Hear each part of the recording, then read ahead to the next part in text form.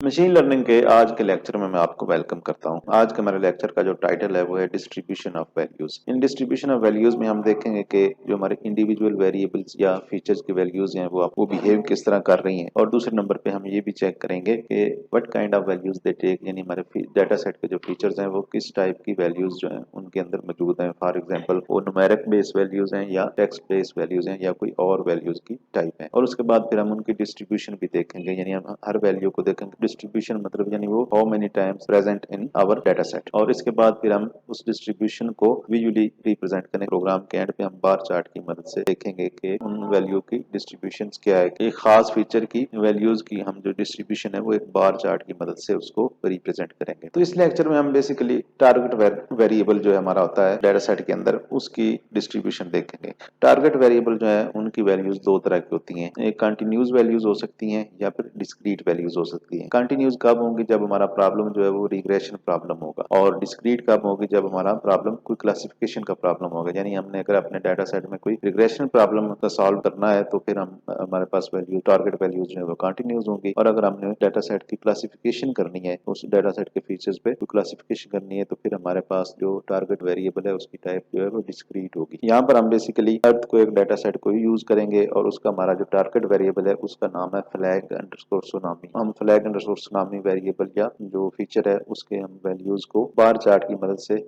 Check करेंगे कि उनकी जो फ्रीक्वेंसी या उनकी जो डिस्ट्रीब्यूशन है वो किस तरह से है। तो आइए जरा बार चार्ट को प्लॉट करते हैं। तो सबसे पहले मैं अपनी रिक्वायर्ड लाइब्रेरीज जो है वो नोटबुक के अंदर इंपोर्ट करता हूँ। उसके बाद मैं earthquake underscore data dot CSV की फाइल को रीड कर लेता हूँ और डाटा वेरिएबल के अंदर स्टोर कर लेता हूँ। यहाँ पर मैं ये चेक करता हूँ कि डाटा सेट जो सक्सेसफुली रीड हो चुका है तो वो हेड फंक्शन के बाद उसने पहली 5 रोज जो है उनको डिस्प्ले करवा दिया है। उसके बाद मैं एक फिगर ड्रा करता हूँ, यानी फिगर का साइज बेसिकली यहाँ पर हो रहा है और कुछ भी नहीं हो रहा। ये नीचे मैं चेक करता हूँ फ्लैग अंडरस्कोर सुनाम, इसकी मदद से बार चार्ट बेसिकली इस कोड की मदद से जो है ना वो ड्रा होगा। वो कैसे होता है? सबसे पहले डाटा यानी हमारा डाटा सेट, उसका कौन सा फीचर सिलेक्ट किया, डॉट फ्लैग अंडरस्कोर सुनामी, और उसके बाद डॉट वैल्यू अंडरस्कोर काउंट्स। ये क्या करेगा? ये जो फ्लैग अंडरस्कोर सुनामी का जो फीचर है या कॉलम है उसकी तमाम वैल्यूज को काउंट करेगा, फिर उनको प्लॉट करेगा। प्लॉट का फंक्शन यूज करेंगे और उसके लिए फिर जो पैरामीटर काइंड है उसकी वैल्यू जो वो बार दे देंगे। इट्स मीन कि वो बार चार्ट जो है वो डिस्प्ले कर। उसमें दो ही वैल्यूज है हमारे पास, एक वो ग्रे कलर में शो करेगा और दूसरी को ब्लैक में करेगा। तो मैं इसको रन करता हूँ। तो यहाँ पर देखें ये बेसिकली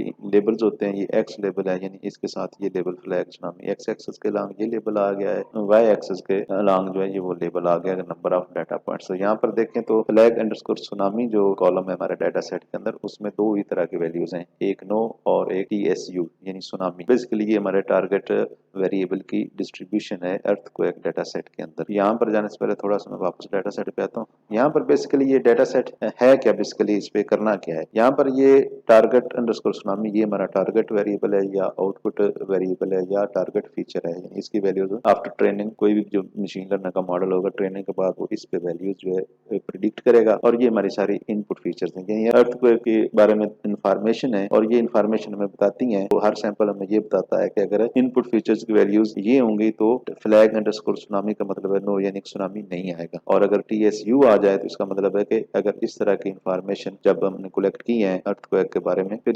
TSU लिखा हुआ यानी कि सुनामी आने का चांसेस बहुत ज्यादा है, लेकिन इन वैल्यूज पे नहीं है। लिहाजा यहाँ पर अगर आप देखें तो टारगेट वैल्यू की जो डिस्ट्रीब्यूशन है सुनामी की वैल्यू यानी सुनामी आने के चांसेस डाटा सेट में बहुत कम है और ना आने के जो चांसेस हैं वो ज्यादा है। एक तो चीज है कि ये हमारी डिस्ट्रीब्यूशन जो है वो शो कर रहा है, इसको बार चार्ट कहते हैं। लेकिन यहाँ पर अगर एक चीज देखें तो इसकी वैल्यूज बहुत कम है। फॉर एग्जाम्पल इसकी वैल्यूज जो है वो 15,000 या 20,000 के बिटवीन 15,000 एंड 20,000 है और इसकी वैल्यू जो है वो अबाव 4,000 है। तो इसका मतलब है कि यहाँ पर एक वैसे प्रॉब्लम भी आ रही है जिसको हम आगे जाकर सॉल्व करेंगे। इसको कहते हैं इम्बैलेंस डाटा सेट। इम्बैलेंस का मतलब ये है कि इसकी वैल्यूज कम है और इसकी वैल्यूज ज्यादा है। तो इस तरह का जब डाटा सेट किसी मशीन लर्निंग एल्गोरिथम को दिया जाता है तो वो इस पे फिर एफिशिएंटली वो इस पे ट्रेन नहीं होता और बाद में वो अनसीन डाटा पे कोई अच्छे रिजल्ट हमें नहीं दे रहा होता। तो लिहाजा इस चीज को हमने खत्म करना है। लेकिन हमारा यहाँ पर बेसिक जो हमारा मकसद था वो यही था कि हमने फ्लैग अंडरस्कोर सुनामी जो फीचर है उसकी वैल्यूज की डिस्ट्रीब्यूशन देखनी थी। वो डिस्ट्रीब्यूशन यही है कि इसकी वैल्यूज जो है वो 15 और 20,000 के दरमियान में है और इसकी वैल्यूज जो है वो अब